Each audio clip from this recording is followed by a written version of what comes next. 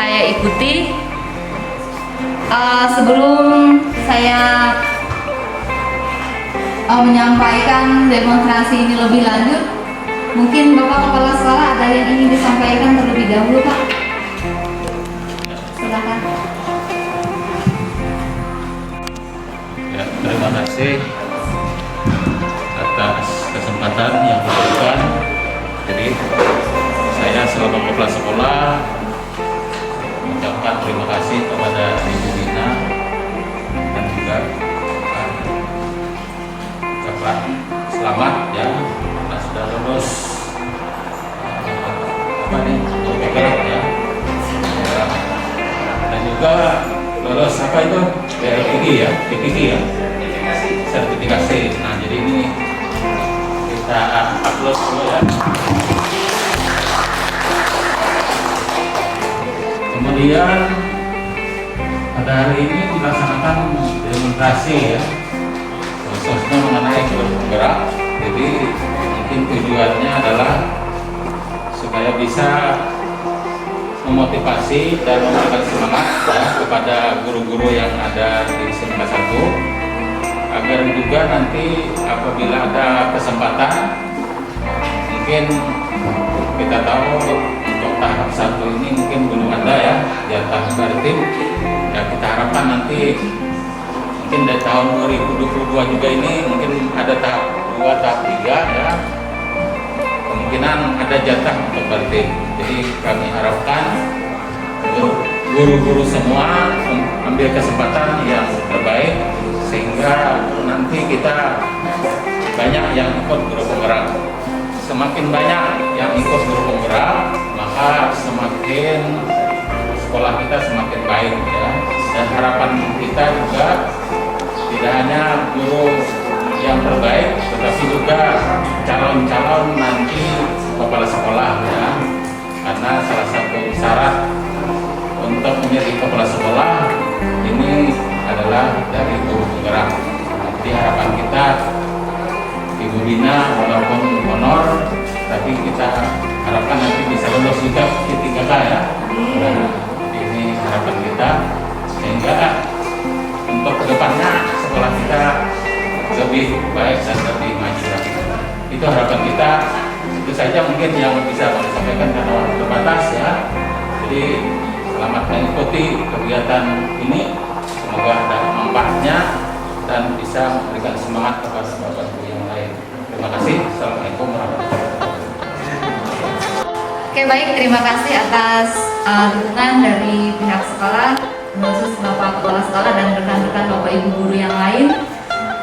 Ini sangat memberikan motivasi bagi kami untuk terus melanjutkan kegiatan pendidikan guru penggerak ini sampai dengan bulan Juni nanti. Jadi Bapak Ibu yang berminat mengikuti kegiatan guru penggerak itu silahkan dicek di akun SIM PKB-nya masing-masing, kemudian didaftarkan. Nanti Bapak Ibu akan diberikan kesempatan untuk mengikuti seleksi sesuai dengan zona masing-masing. Jadi kita bisa mengikuti seleksi jika di daerah Barito Timur itu ada diberikan jatah untuk kita bisa mengikuti kegiatan ini. Jadi Bapak Ibu kegiatannya selama 9 bulan. Karena musim pandemi seperti ini kami mengikutinya secara online. Jadi tapi dalam beberapa waktu itu ada sekali lokakarya dalam setiap bulannya. Oke, baik Bapak Ibu, di sini untuk demonstrasi kontekstual budaya positif ini ada beberapa yang sudah kami terapkan di dalam lingkungan kelas. Jadi visi saya itu adalah mewujudkan peserta didik yang berkarakter profil Pancasila. Nah, untuk mewujudkan visi ini itu tidak mungkin saya bisa sendiri, tetapi perlu dukungan dari seluruh stakeholder yang ada di sekolah ini, dari Bapak Ibu guru, siswa, orang tua, dan seluruh faktor pendukung yang ada di lingkungan sekolah. Jadi bersama baru bisa kita mewujudkan visi itu. Nah, untuk dapat mewujudkan visinya, salah satunya itu dalam mewujudkan merdeka belajar dan keberpihakan pada murid, bergerak dengan hati untuk memulihkan pendidikan kita. Nah, ini mimpi saya, Bapak Bapak Ibu, saya memimpikan murid-murid yang merasa kompeten, mandiri, dicintai, dan memiliki kepercayaan diri serta determinasi untuk mencapai segala mereka yang impikan. Yang kedua, saya percaya bahwa murid adalah individu yang unik dengan beraneka ragam potensi, kekuatan kodrat yang dapat dimaksimalkan semua dalam lingkungan dan pengalaman belajar yang positif. Yang ketiga, saya percaya bahwa sekolah itu mengutamakan rekayasa lingkungan dan pengalaman belajar yang menumbuhkan murid agar berkarakter luhur melalui keseimbangan antara pembelajaran yang menajamkan cipta, menghaluskan rasa, menguatkan rasa, dan mewujudkan karya bagi sesama dan semesta. Kemudian murid di sekolah saya sadar bahwa mereka itu adalah wajah pendidikan Indonesia di masa depan. Mereka aktif berkontribusi pada masa kita dan dunia di masa depan mulai sekarang ini. Nah, kemudian murid di sekolah saya yakin bahwa saling belajar, dan terus belajar untuk memaksimalkan peran dalam menumbuhkan murid sesuai dengan kodratnya. Sehingga usia tidak lagi jadi batasan untuk belajar dan semangat belajar mereka terus belajar sepanjang hayat. Kemudian yang terakhir itu adalah guru di sekolah saya paham bahwa gotong royong di antara orang dewasa dalam kehidupan murid akan membuka banyak peluang dalam menyediakan suasana dan pengalaman belajar yang bermakna dan memaksimalkan tumbuh kembang peserta didik sesuai dengan potensi dan program masing-masing. Nah, Bapak Ibu, di dalam menumbuhkan konsep budaya positif, kita menanamkan keyakinan kepada anak didik kita bahwa semua murid itu dapat mencapai prestasi mereka. Kemudian yakin bahwa murid mampu mengambil kendali atas pembelajaran dan pencapaian mereka. Dan yang ketiga adalah yakin bahwa dalam proses belajar hubungan murid dengan guru itu adalah sebuah kemitraan. Nah, di sini Bapak Ibu, keterkaitan antara peran dan nilai guru penggerak di tengah mewujudkan merdeka belajar di sana adalah berdasarkan filosofi Ki Hajar Dewantara bahwa pendidikan harus menghargai keragaman dan memerdekakan pembelajar karena setiap orang berputar dan berada sesuai dengan orbitnya. Biarlah anak-anak berputar sesuai dengan orbit mereka masing-masing, sesuai dengan karakternya.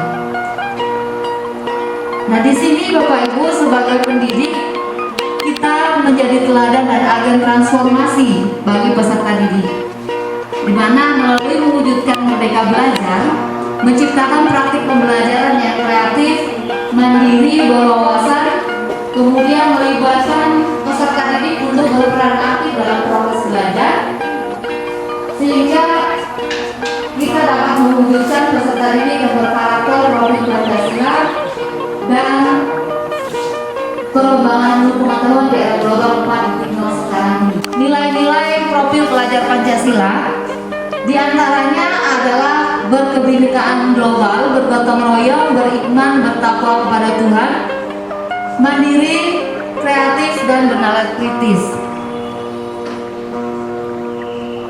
Kemudian Bapak Ibu, dalam mewujudkan budaya positif ini ada beberapa poin penting yang kita perhatikan. Yang pertama itu adalah perubahan paradigma. Nah, kadang-kadang Bapak Ibu dan juga saya sering berusaha bagaimana kita bisa mengontrol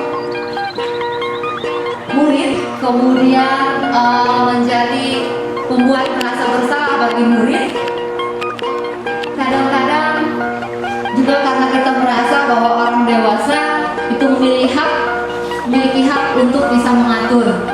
Nah, jadi Bapak Ibu, ini teori kontrol atau fungsi kontrol yang latar belakangi perubahan paradigma.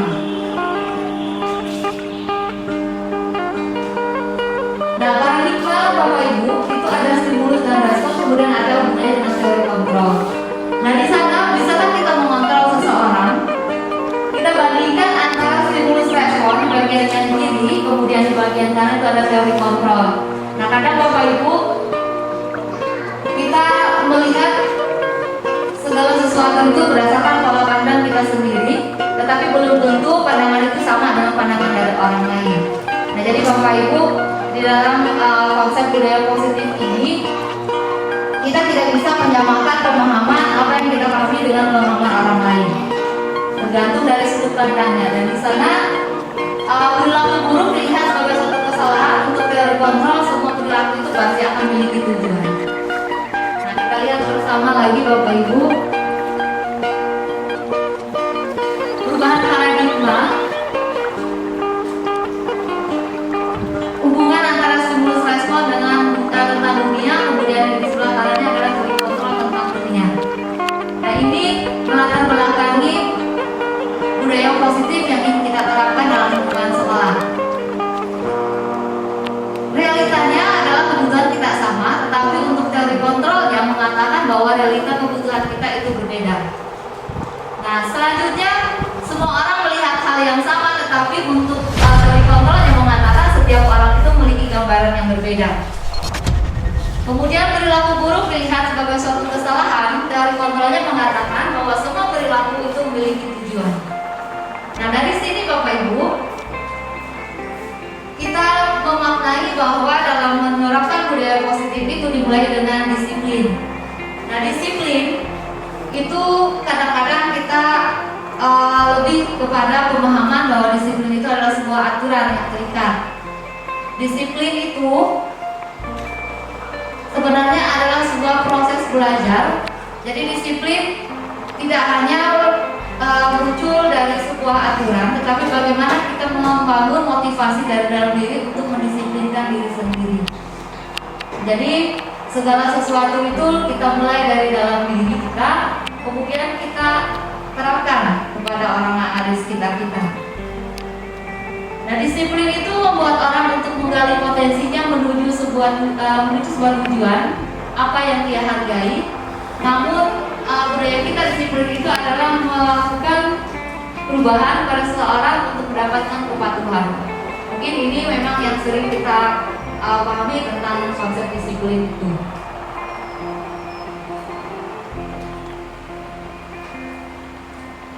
Nah, Bapak Ibu, terkait dengan konsep disiplin, itu ada teori motivasi perilaku manusia. Disiplin itu bisa jadi muncul adalah untuk menghindari ketidaknyamanan atau hukuman. Jadi di situ dalam kondisi terpaksa. Yang kedua untuk mendapatkan imbalan. Kemudian yang ketiga untuk menghargai diri sendiri atau menjadi insan sesuai dengan harapan. Jadi motivasinya itu ada motivasi eksternal, ada juga motivasi internal. Nah, yang kita harapkan Bapak Ibu, motivasinya itu muncul dari motivasi internal dari dalam dirinya sendiri. Nah, Bapak Ibu, kadang-kadang dalam kita mewujudkan budaya disiplin ini, kita ada suatu kendala untuk membedakan antara hukuman dengan konsekuensi. Nah, jadi dalam kita mendisiplinkan, mewujudkan disiplin positif bagi anak didik kita, memang hukuman itu seringkali perlu untuk diterapkan, namun tidak harus untuk dilaksanakan. Nah, jika masih mungkin untuk kita bisa menghindari untuk memberikan sebuah hukuman, kita motivasi anak untuk membangun budaya positif dari dalam dirinya. Nah, kita akan di sini Bapak Ibu, keyakinan kelas ada hukuman, ada penghargaan. Nah, di dalam kelas itu kita lebih diutamakan bagaimana membangun sebuah keyakinan kelas, sebuah kesepakatan. Nah, memang kadang-kadang Bapak Ibu ini bukanlah suatu hal yang mudah yang kita bisa lakukan.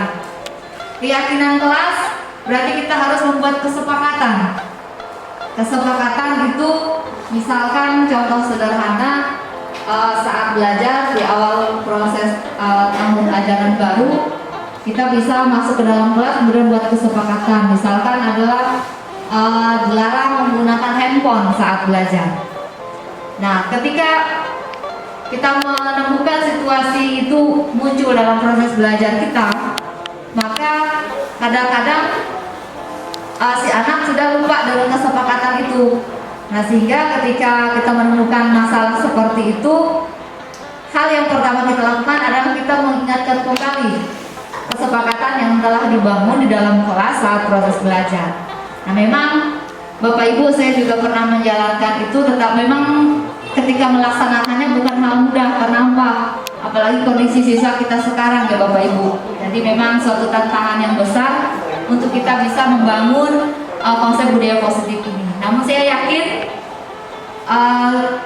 dengan saling berkolaborasi, mendayagunakan seluruh stakeholder yang ada di lingkungan sekolah, kita bisa untuk mewujudkan budaya positif di lingkungan kelas di SMA Negeri 1 Kamiang Layang ini. Nah, kemudian Bapak Ibu, mengapa kita tidak menggunakan hukuman, lebih milih kepada keyakinan kelas? Karena keyakinan kelas itu dimunculkan dari kesepakatan bersama di dalam sebuah kelas. Peraturan kelas tetap peraturan sekolah tetap kita jalankan, tetapi kesepakatan dalam kelas juga harus kita terapkan. Nah, mungkin seperti itu Bapak Ibu. Nah, ini contoh bentuk peraturan, misalkan adalah dilarang mengganggu orang lain. Kemudian wujud keyakinan kelasnya adalah menghormati orang lain dan diri sendiri. Kemudian hadir di sekolah 15 menit sebelum pembelajaran dimulai. Keyakinan kelasnya adalah berkomitmen pada tujuan. Kemudian dilarang melakukan kekerasan, itu bentuk peraturan. Sementara untuk keyakinan kelasnya adalah keselamatan dan juga menghormati orang lain. Dilarang menggunakan narkoba. Jadi peraturan, bentuk peraturan. Kemudian untuk keyakinan kelasnya adalah di sana bentuknya berfokus kepada kesehatan. Nah, jadi seperti itu Bapak Ibu untuk kita mewujudkan keyakinan kelas. Nah, tindakan guru ini ada contoh tindakan guru, kemudian dia apakah termasuk sebuah hukuman atau konsekuensi yang harus diterima oleh peserta didik kita. Mencatat 100 kali di dalam buku dengan kalimat saya tidak akan terlambat lagi karena terlambat ke sekolah, itu adalah sebuah hukuman. Nah, kemudian jika konsekuensi berarti jika siswa melakukan sebuah kesalahan, bentuk tindakan gurunya adalah menggantikan kertas tugas teman yang telah dicoret-coret, merupakan sebuah konsekuensi, melatih karakter siswa untuk membangun budaya positif dengan sikap bertanggung jawab atas apa yang telah diperbuat.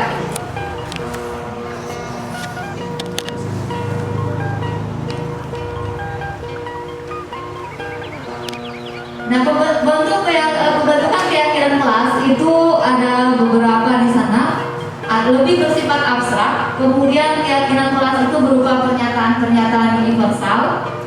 Kemudian keyakinan kelas itu dibuat dalam bentuk positif, tidak terlalu banyak sehingga dapat diterapkan oleh siswa.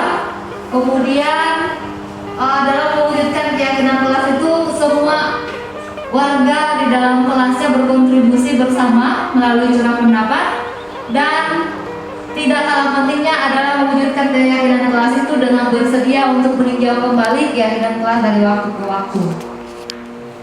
Jadi keyakinan kelas ini terbentuk dari sebuah kesepakatan bersama di dalam sebuah kelas antara guru dengan siswa saling berkolaborasi.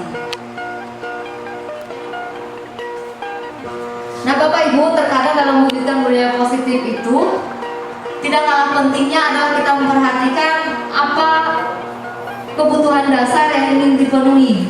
Contoh misalkan siswa ada kasus atau masalah, kemudian kita telusuri bagaimana kebutuhan dasar yang diperlukan oleh seorang peserta didik tersebut.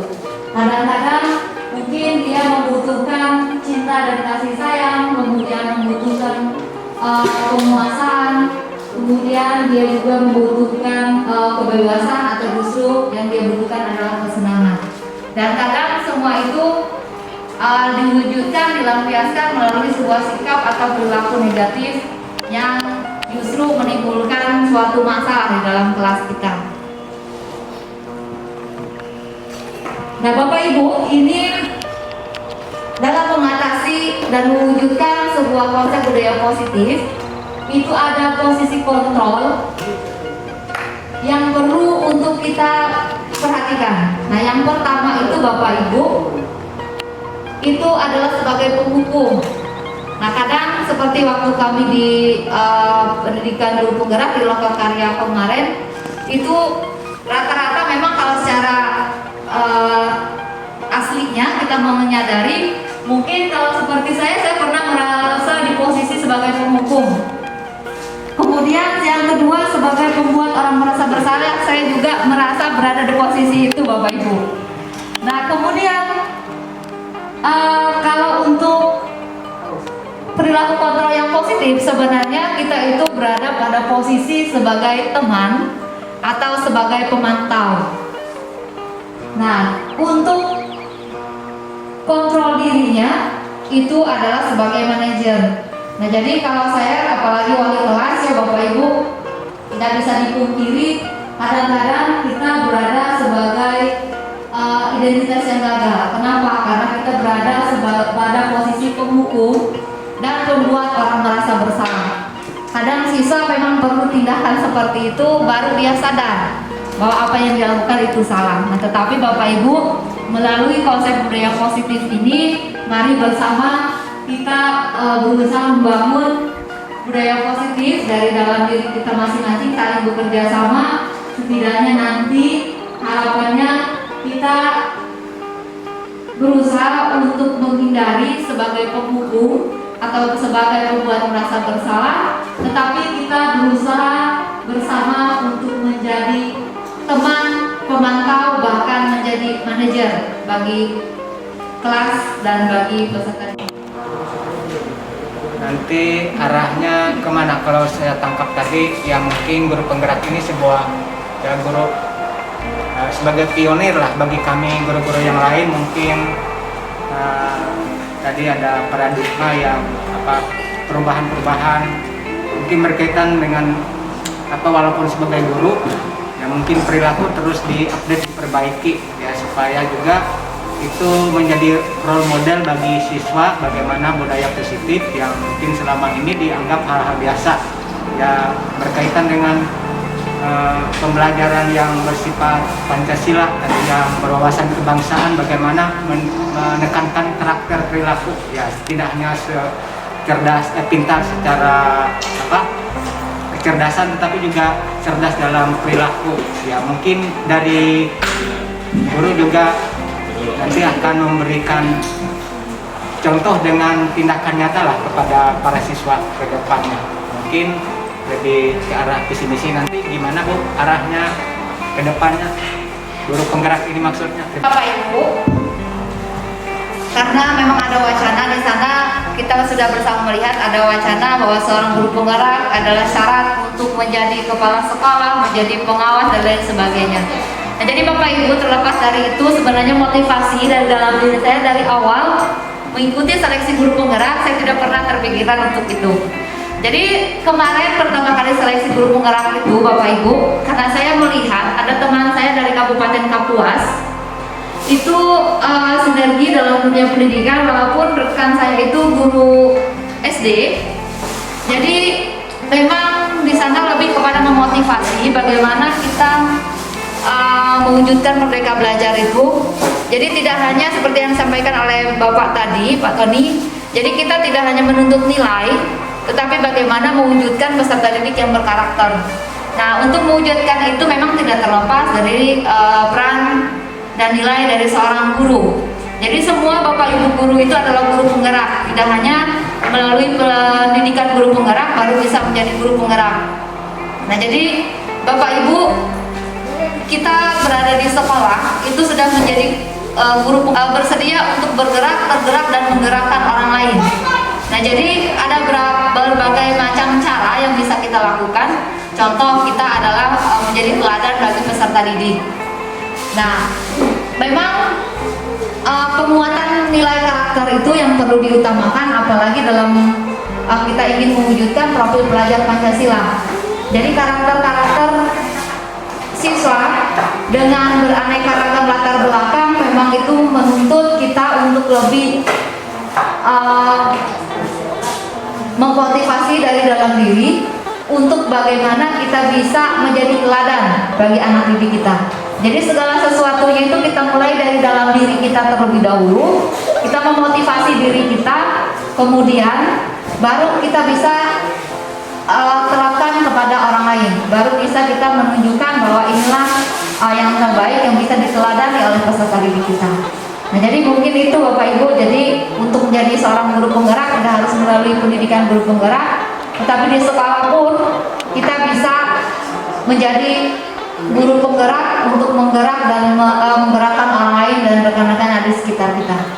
Dan yang terpenting, kita tidak akan bisa berhasil mewujudkan profil belajar Pancasila itu jika kita hanya sendiri, Pak. Jadi semua stakeholder, Bapak Ibu guru, siswa, orang tua, komite, bahkan pengawas dan dinas pendidikan dan seluruh unsur-unsur terkait juga harus saling bekerja sama.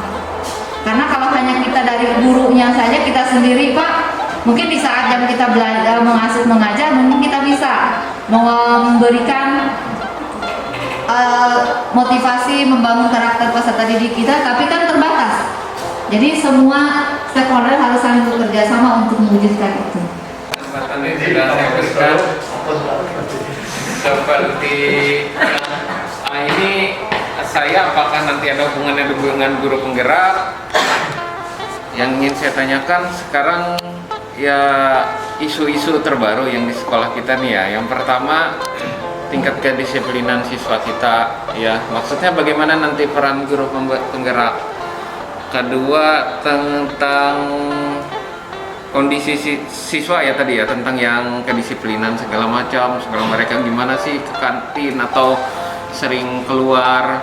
Lalu berikutnya tentang yang ini yang selalu tiap tahun kita alami itu, tentang siswa kita yang memiliki anggota keluarga baru.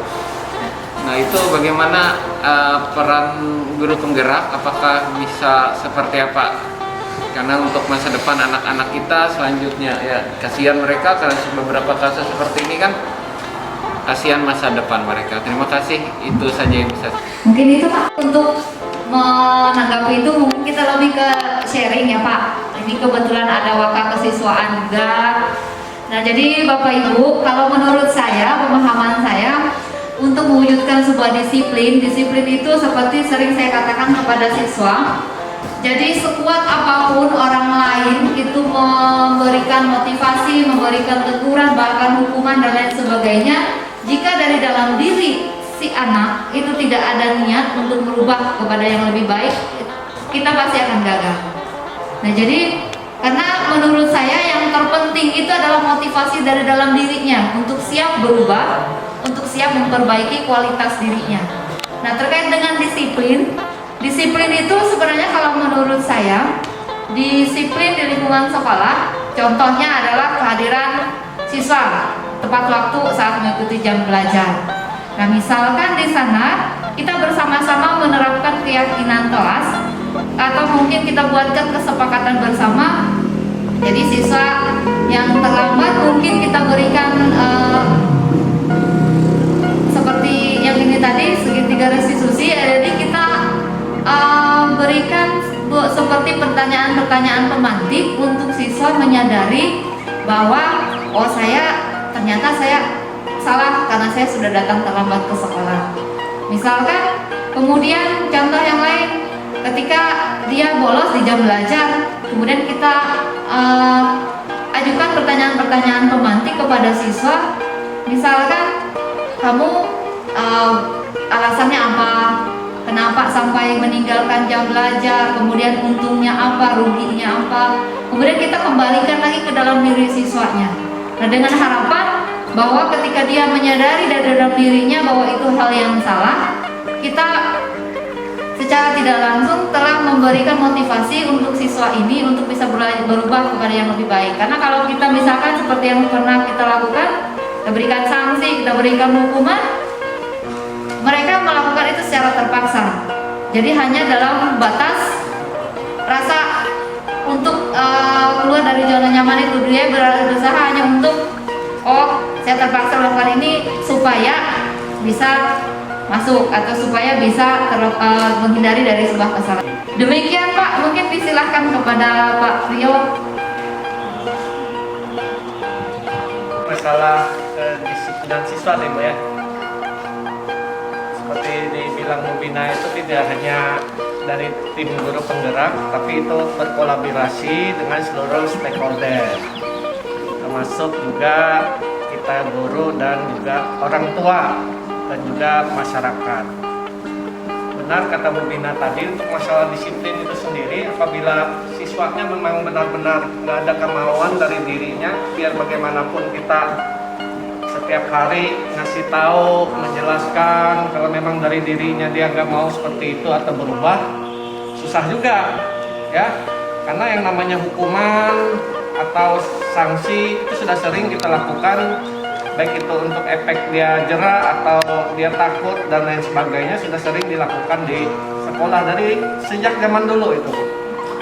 Dan mungkin tidak hanya di sekolah kita saja, ya, masalah kedisiplinan ini juga terjadi di sekolah-sekolah yang lain yang mungkin lebih mapan atau lebih maju daripada sekolah kita. Tapi yang penting kita sudah berusaha sebagai pendidik, walaupun keinginan orang itu guru ini harus 24 jam kita ngurusin siswanya. Tapi sebenarnya selain itu kan banyak tugas-tugas lain yang juga selain guru juga bisa membantu termasuk orang tua untuk mendidik dan memberikan solusi bagaimana anaknya berubah lebih baik. Seperti itu. Dan minggu depan semuanya memang benar-benar ikut senam di sana. Nah, setelah ini selesai, ini nanti ada hal-hal yang akan disampaikan Ibu Bina berkaitan dengan guru penggerak, ya. Nah, ini sosialisasi tentang bagaimana seorang siswa harus disiplin. Ya, bagikan.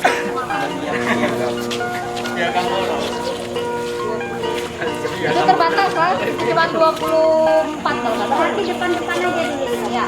Depan-depan aja dulu dibagi di depan. Yang di depan dibagi di depan. Di depan.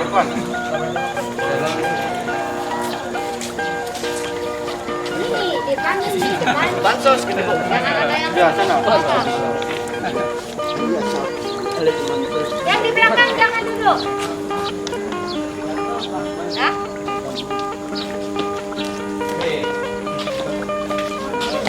Bagikan semua sampai habis dulu.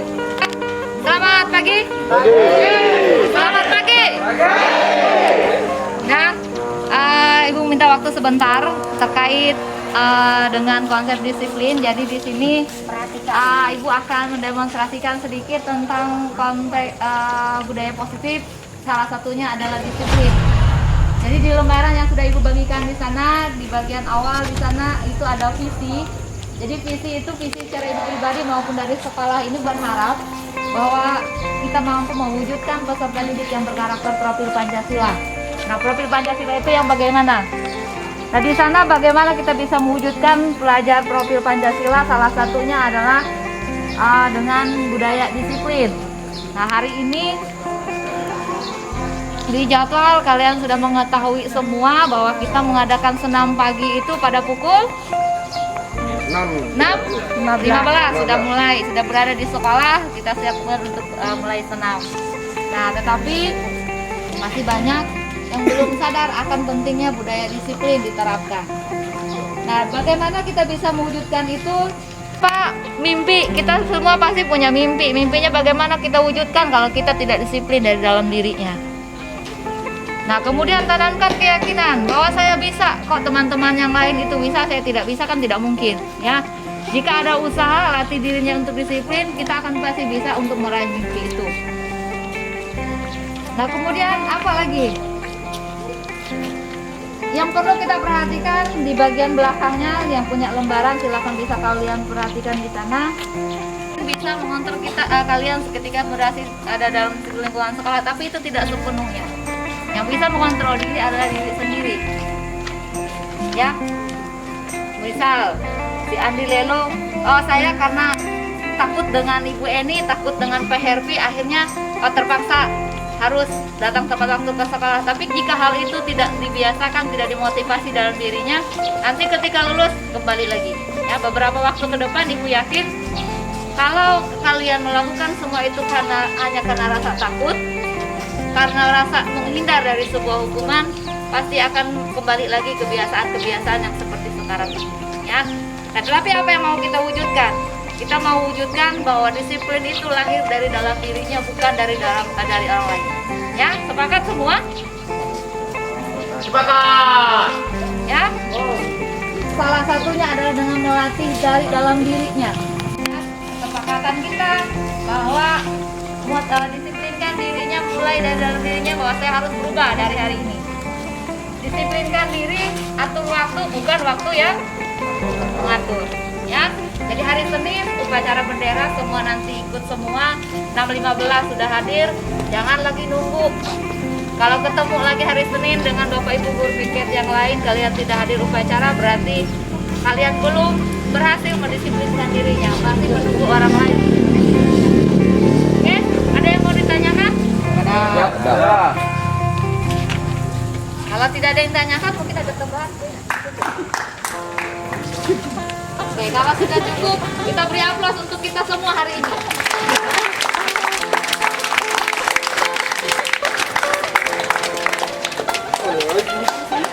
Baik, semuanya dan tidak ada yang perlu dipertanyakan lagi. Kita akan masuk ke kelas dan belajar seperti biasa, ya, mengikuti proses pembelajaran yang ada di kelas. Oke, baik. Barisan seluruhnya, siap gerak. Tanpa penghormatan, balik kanan bubar, jalan. Ini polpen. Pada.